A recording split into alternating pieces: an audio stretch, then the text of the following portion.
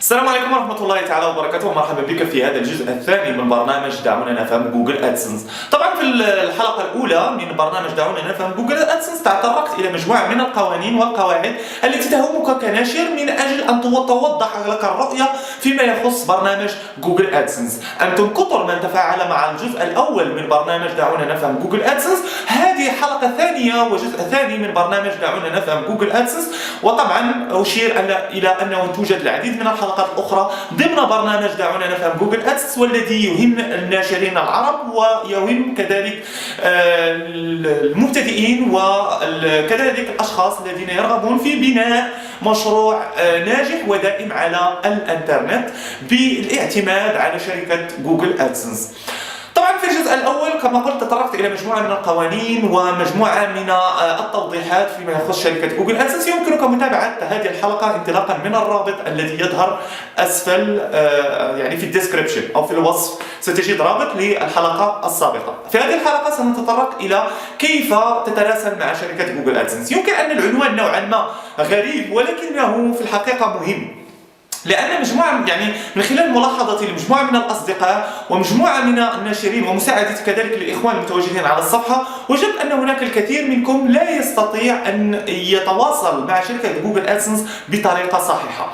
فالهدف من يعني من بناء قناة تواصل جيدة وصحيحة مع جوجل ادسنس، هذا يسهل على الشركة أولا فهم المشكل، يسهل على الشركة الإسراع في حل المشكل، وكذلك يعني في الأخير تبقى أنت المستفيد. فهناك من الإخوان من يقول لقد راسلت شركة جوجل ادسنس ولم تجيبني، لقد راسلت الدعم ولم يجيبني. فطبعا لم تجيبك لأسباب عدة، إما أن تعتبرك غير جدي فلا تجيبه، يمكن أن كذلك لم تفهم جيدا الخطوات التي قمت بها وبالتالي فلن تجيبك. المدراء عندهم الكثير من المشاكل التي يقومون بمعالجتها بشكل يومي، وبالتالي فالمدراء ليس له أو الموظفين ليس له عندهم وقت لكي يجلسوا ويتمعنون في كل كلمة ويحاولون فهم ما تريد إيصاله. يجب إما أن رسالتك هي واضحة أم غير واضحة. إذا كانت واضحة سنستكمل معك المراجعة، إذا لم تكن واضحة سيرسل لك إجابة واضحة وهي This is our final decision، أو لن يجيبك فقط. وإذا في كلتا الحالتين أنت الخاسر. إذا طبعا نفترض كما قلت ولا زلت أقول يعني كناشر قد تتعرض إلى بعض المشاكل، وترقب أنك ستتعرض إلى مشاكل. فلا يمكن أن تقول أنه لا يمكنني أو لا يمكن أن أرتكب أي خطأ مع شركة جوجل ادسنس. هناك أخطاء وقد ترتكب أخطاء، فعندما ترتكب خطأ قد تنزل عليك شركة جوجل ادسنس عقوبات. إذا نفترض على سبيل المثال أن قد تم حظر نطاق موقعك من الإعلانات، نفترض يعني هذه مشكلة تحصل مع العديد من الناشرين. فشركة جوجل ادسنس ستراسلك بالرسالة. إذا فور أن تتوصل بالرسالة، أول شيء مطلوب منك قبل أن تتراسل مع شركة جوجل ادسنس هي الفهم الجيد للمشكلة. إذا لم تفهم جيدا المشكلة لن تستطيع أن تقوم بالإجراءات الضرورية من أجل حل المشكل، وبالتالي فلا تحاول أن تقرأ فقط السطور، اقرأ كذلك ما بين السطور في رسائل جوجل ادسنس. ما أقصده من بين السطور أن شركة جوجل ادسنس قد ترسل لك رسالة، ولكن قد يكون لها معاني أخرى يجب عليك أن تنتبه إليها. لهذا إذا استطعت أن تفهم الرسالة لوحدك هذا أمر جيد. أما إذا لم تستطع فهم الرسالة جيدا لوحدك، إما استعن بصديق أو قم كذلك بطرح الرسالة في منتديات جوجل ادسنس. جوجل ادسنس لديها منتديات دعم. اكتب فقط في جوجل ادسنس فورم، ستجد أن هناك منتديات من جوجل خاصة بدعم جوجل. اطرح رسالتك هنا، اطلب من المشرفين والأعضاء شرح الرسالة. بعد أن تفهم جيدا المشكل آنذاك يعني تشرع في الإجراءات. طبعا جوجل ادسنس ستطلب منك فقط حذف المشكل الذي سبب في حظر النطاق او الذي سبب في تطبيق عقوبات. وطبعا اذا قمت بهذه العمليه ورسلت جوجل ادسنس بالطريقه الصحيحه التي ساتطرق اليها ستحل المشكله. ولكن المشكله الاكبر هي انه ليس مطلوب عليك ليس فقط ان تقوم بحذف المشكله، وانما كذلك او الخطا، حذف الخطا وليس المشكله، حذف الخطا. فعندما تحذف الخطا من موقعك يجب ان تحذف كذلك الاخطاء المشابهه له او الاخطاء الاخرى التي قد تكون او قد لم تنتبه اليها. ففي كلتا الحالتين لا يجب عليك الاهتمام فقط بمصدر المشكله او المصدر الذي سبب لك المشكله، وانما يجب عليك كذلك الاهتمام بالاخطاء الاخرى التي قد تكون كذلك مسببه لمشاكل اخرى في المستقبل. لان جوجل ادسنس اذا تراكمت اخطاؤه واذا تراكمت اخطاؤك في فترات زمنيه قليله سيتسبب هذا في طردك من شركه جوجل ادسنس. لهذا يجب عليك دائما عندما تتوصل برساله من شركه جوجل ادسنس ان تهتم بالخطا وكذلك بمراجعه الموقع ككل من اخطاء اخرى قد تكون او قد تسبب لك في مشاكل اخرى مع شركه جوجل ادسنس. اذا طبعا الان قمت بحذف جميع المخالفات من موقعك وانت الان جاهز لمراسله الدعم. طبعا مراسله الدعم يجب ان ننتبه الى اشياء مهمه.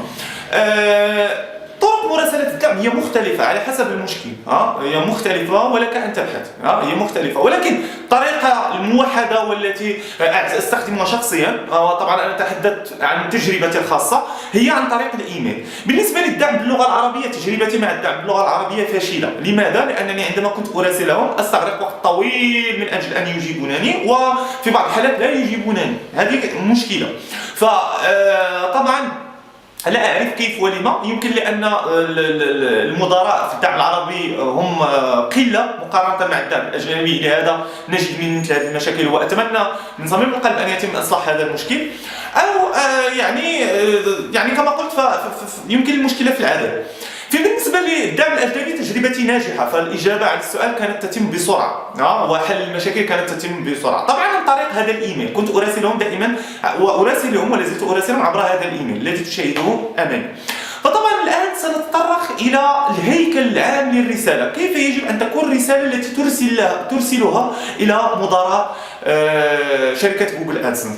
فرسالتك يجب أن تكون ملخصة واضحة ومحددة فقط. ما أقصده بأن تكون ملخصة أنه لا يجب عليك أن تتطرق إلى التفاصيل، كثرة التفاصيل، لأن التفاصيل هم يعرفونها ويمكنهم أن يراجعوا موقعك. نفترض على سبيل المثال توصلت برسالة من جوجل ادسنس لقد تم حظر إظهار الإعلانات في موقعك بسبب تطرقك إلى موضوع في هذا الرابط. أوكي؟ نطلب منك حذف المخالفة وحذف جميع المخالفات المتواجدة في موقعك. إذا هذه الرسالة التي توصلت بها. إذا الإجابة إذا بعد حذف المخالفة والمخالفات، الرسالة التي يجب أن ترسلها لهم يجب أن تكون واضحة. سلام، هاي، أوكي، هاي. لقد طبعا نحن نتحدث مع الدعم الأجنبي الآن. فلقد بعد توصلنا برسالتكم يمكن أن تضيف التاريخ، رسالتكم لقد قمنا بمراجعة الموقع وحذفنا جميع المخالفة وجميع المخالفات المتواجدة في موقع تكتب اسم موقعك، ونتمنى أن لا يتكرر نفس المشكل.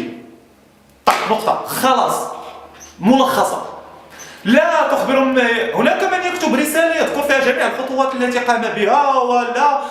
نقطة ثانية، هناك بعض الأشخاص عندما يتوصلون بالرسالة نفترض أنه يجيبوهم ويرسل لهم رسالة، لا لقد قمت بذلك، لم أنتبه. لا، إذا عندك الحق في رسالة واحدة أو رسالتين. إذا ضيعت تلك الفرصة لن تجيبك جوجل ادسنس مرة أخرى. إذا عندما تتوصل بالرسالة لا تجيبهم، لا تحاول أن تقنعهم. مثلا تطرقت إلى موضوع أنت تعتبره أنه غير مخالف، جوجل ادسنس تعتبره مخالف وتجيبهم، لا إن ذلك الموضوع غير مخالف لأنه أنا فقط تطرق.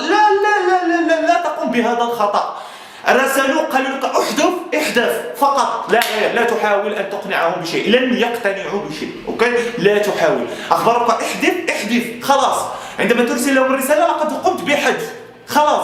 يعني لا ترسل لهم إن الموضوع كان وبعد ذلك سأحذفه أستخدمه، أو لن أعتقد أن الموضوع غير مخالف، إنك لقد ارتكبتم فقط خطأ. هذه الأمور لن تقتنع بها جوجل أدسنس. إذا ارتكبتها فقد ضيعت عليك فرصة مراسلتهم، لأن جوجل أدسنس عندما تراسلك بمشكلة تنتظر منك استجابة، وهذه الاستجابة تكون لمرة أو لمرتين. إذا رسلتهم برسالة تحاول أن تقنعهم بأن المشكلة غير موجودة في الموقع أو أن سوء فهم، جوجل أدسنس ستضيع عليك فقط فرصة. ستجيبك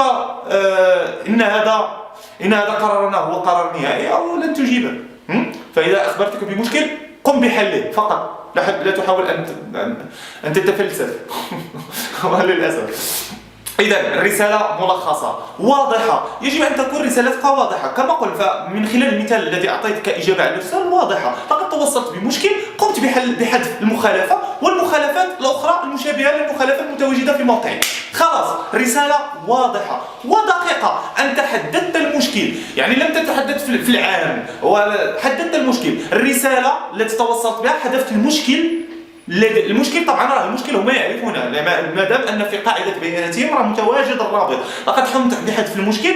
المدير ماذا سيقوم؟ يعني عندما اقول محدده سيبلي، راه يعني انه سيراجع فقط ذلك الرابط الذي وجدوا فيه المخالفه، راه لن يراجع الروابط الاخرى. الروابط الاخرى سيراجعها في المستقبل، واذا تكرر نفس المشكل في المستقبل ووجدوا نفس المخالفه في المستقبل في اوقات او في فترات زمنيه قليلة أو قصيرة عفوا، فآنذاك سيتم تطبيق بعض العقوبات النهائية، طردك من جوجل أدسنس.